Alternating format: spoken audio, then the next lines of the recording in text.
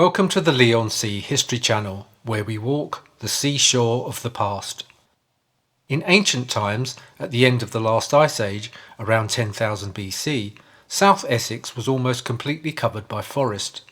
The first evidence of human activity in what would become Leigh-on-Sea dates back to the Bronze Age, some 3,000 years ago, when people were living along the banks of the Prittle Brook in small forest clearings. The population was large enough for bronzesmiths to set up their forges, and a bronze founding centre existed that stretched from Leigh to Shoebury Ness. In the 1880s, socketed axes, gouge and spearheads were discovered in Leigh, but were given to Colchester Museum, as Southend at that time had no museum of its own. In 1926, just over £30 of bronze was discovered, presumably the stock in trade of one of the bronze founders. It included 14 celts or axes, 17 celt blades and fragments of celts, swords and spears. They were found along the banks of the Prittle Brook, between Fleming Avenue and Tankerville Drive. They were discovered by a council workman who, unbelievably, gave all the pieces away. They were eventually recovered by an unknown citizen who went to each recipient in turn to reconstruct the find. Both hoards belong to the Ewart Park phase, datable to around 700 BC. No Roman buildings have been discovered in Leigh, but evidence of their occupation has been found at various times in different parts of the town. Coins were discovered in Churchfield and Shorefield that were once a part of Leigh Hall Farm, and also in the gardens of Seaview Road, Beach Avenue and on the Broadway. More coins and Romano-British pottery was found on Leigh Park brickfields, which is now the site of Belfair's High School. In the 19th century, terracotta containers, known as amphorae, were dug out of the mud on Leigh Marsh. In neighbouring Hadleigh, in the former coastal area, between the foot of the hills and where the railway now runs, compelling evidence of Roman occupation has been unearthed in the form of so-called Red Hills, believed to be the remnants of Roman salt-making operations. Most of these have been ploughed out, but some have revealed pottery shards, a small bronze figure and Roman bricks. Some of the latter were made into a hearth in the 16th century and can still be seen at Hadleigh Castle.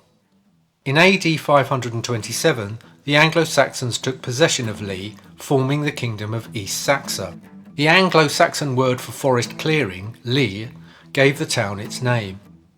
In Belfair's Wood, marker trees, ditches and earth banks from this period are still visible.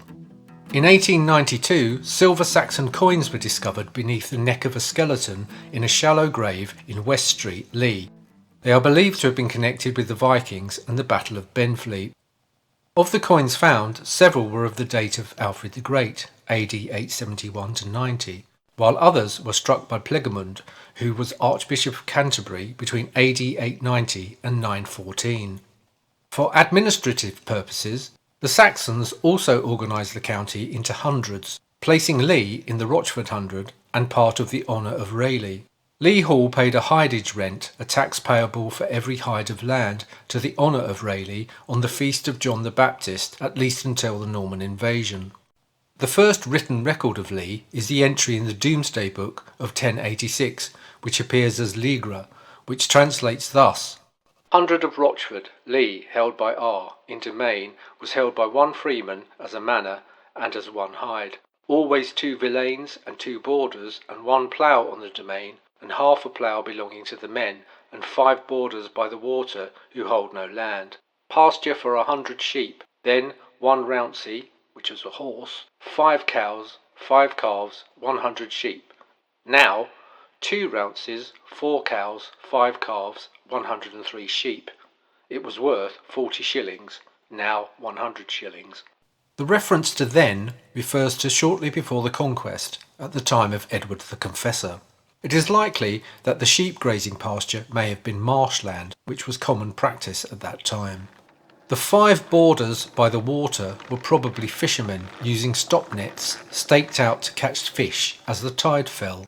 Ranulph was most likely Ranulph Pictorial or Peveril, who also had North Benfleet Manor and land at Hockley in his care.